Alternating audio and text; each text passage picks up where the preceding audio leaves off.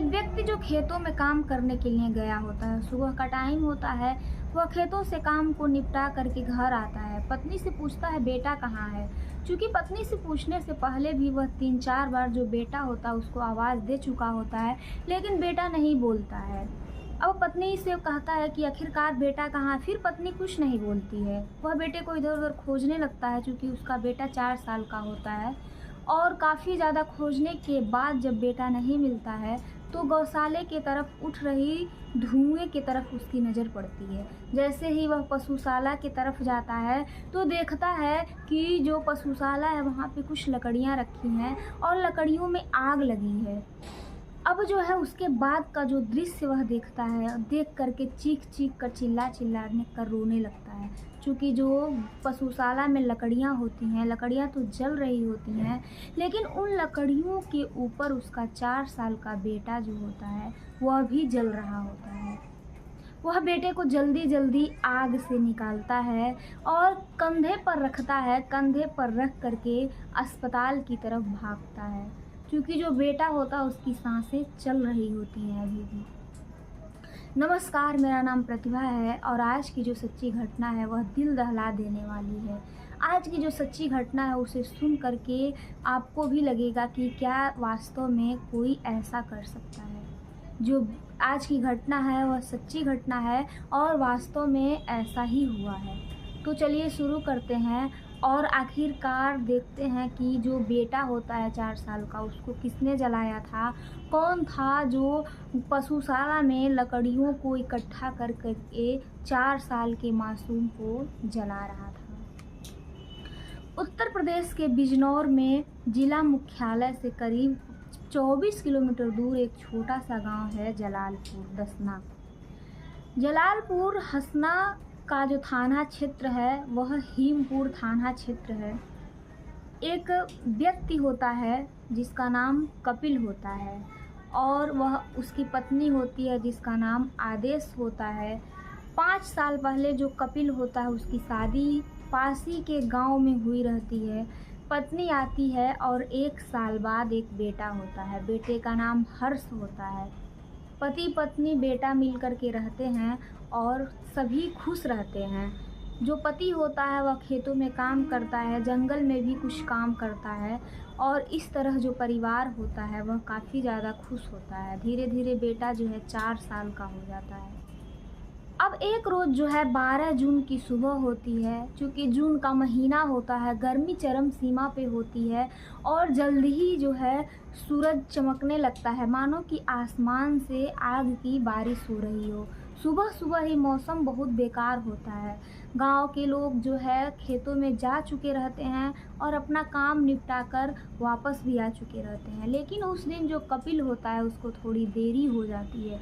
चूँकि वह देर से सो के उठता है लेकिन फिर भी जो है काम निपटाना ही था, इसलिए वह पत्नी से कहता है कि जल्दी-जल्दी खाना बनाओ और मुझे खेतों में जाना है। पत्नी जो है दाल बनाती है और रोटियां सेकती है। दाल और रोटियां सेक करके जैसे ही कपिल जाने वाला होता है उसका 4 साल का बेटा हर्ष वहां आ जाता है।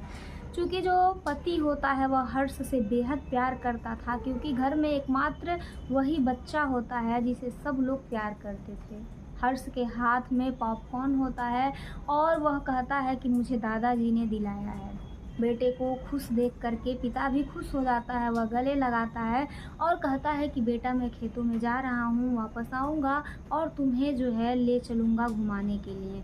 हर्ष भी पीछे-पीछे कुछ दूर जाता है, लेकिन जैसे ही वह कुछ दूर जाता है तब कपिल अपनी पत्नी से कहता है कि इसको संभालो और इसका ख्याल रखना, क्योंकि अभी बहुत छोटा है हर्ष। यह कह कर के जो कपिल होता है वह खेतों की तरफ चला जाता है।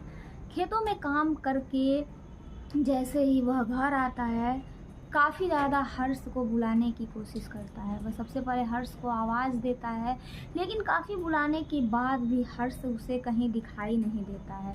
उसे लगता है कि हर्ष उससे नाराज़ है और छुप रहा है। क्योंकि वह जब कपिल घर से बाहर जाने वाला था खेतों में काम करने के लिए, तो हर्ष पीछे-पीछे उसके साथ जाने की कोशिश करता है। इसलिए उसे लगता है कि वह नाराज़ होकर के किसी कमरे में छुप गया है।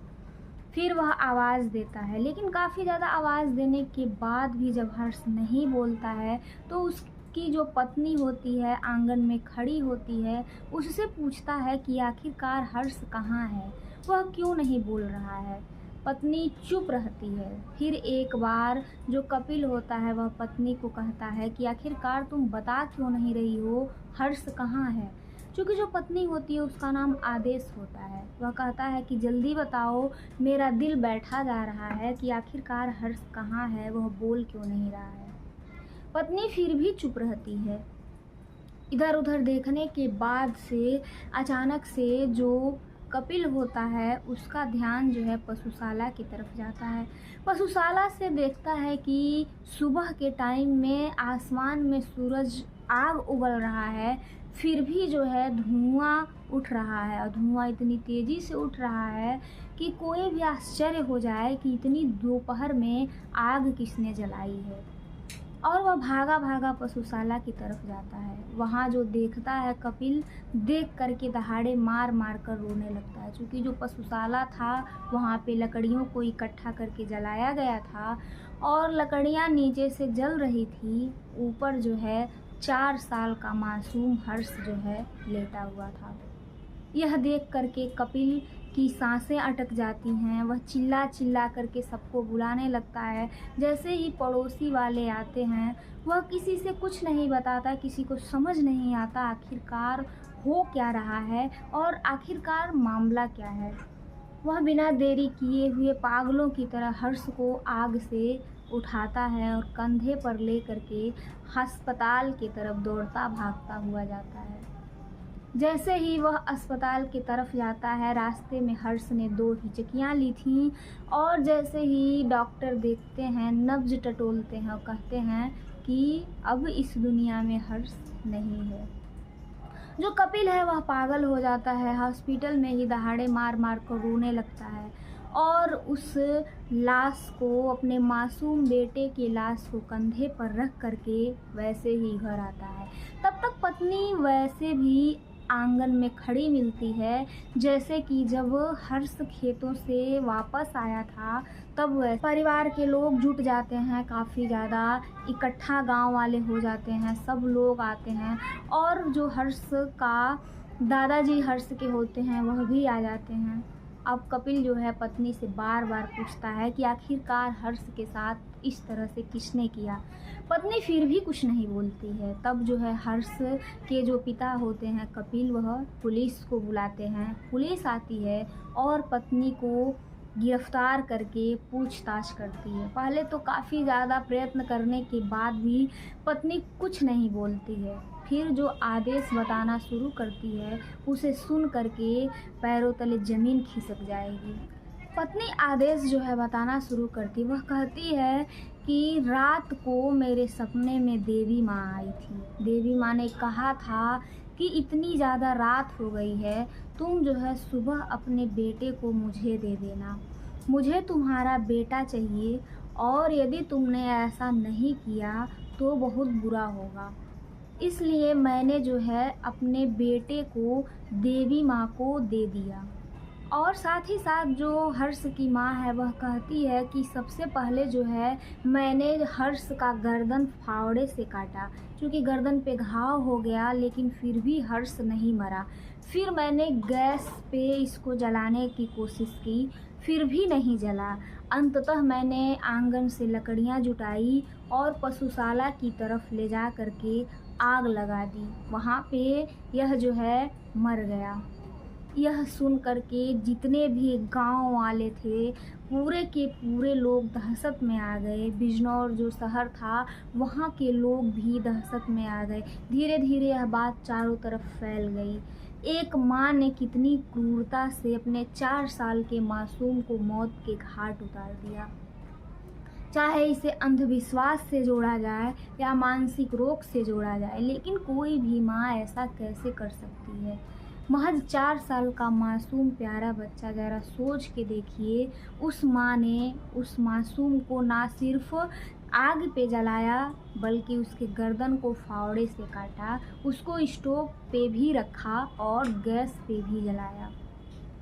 जैसे ही यह घटना लोगों ने सुना, लोगों के मुंह से बस यही निकल रहा था कि कितनी निर्दयी माँ है जिसने एक मासूम को महज सपने में देवी माँ के कहने पर मौत के घाट उतार दिया। आज भी हमारे देश में अंधविश्वास चरम सीमा पर है। लोग मासूम की भी जान ले लेते हैं, बलि चढ़ा देते हैं। जानवरों को बलि चढ़ाते हुए उनका मन नहीं भरता तो इंसानों को ही वे लोग बलि चढ़ा देते हैं। ज़रा सोच के देखिए, कोई भी देवी माँ किसी के बलि चढ़ाने से, किसी इंसान या जानवर को दुख देने से कैसे खुश हो सकती हैं। अंधविश्वास को ख़त्म कीजिए और ज़्यादा से ज़्यादा किसी के भी बातों पर विश्वास मत कीजिए। खैर, जो भी हुआ उस मासूम हर्ष के साथ बहुत बुरा हुआ। आज हम लोगों के बीच से महज 4 साल का एक मासूम, जिसने दुनिया भी नहीं देखी, वह छोड़ करके चला गया। उस पिता पर क्या बीत रही होगी, उसके दुख का अंदाज़ा लगा पाना काफ़ी मुश्किल है। चलिए, इस सच्ची घटना को यहीं ख़त्म करते हैं। मिलते हैं एक और सच्ची घटना के साथ। सतर्क रहिए, जागरूक रहिए और अंधविश्वास को बिल्कुल भी बढ़ावा मत दीजिए। चलिए, नमस्कार।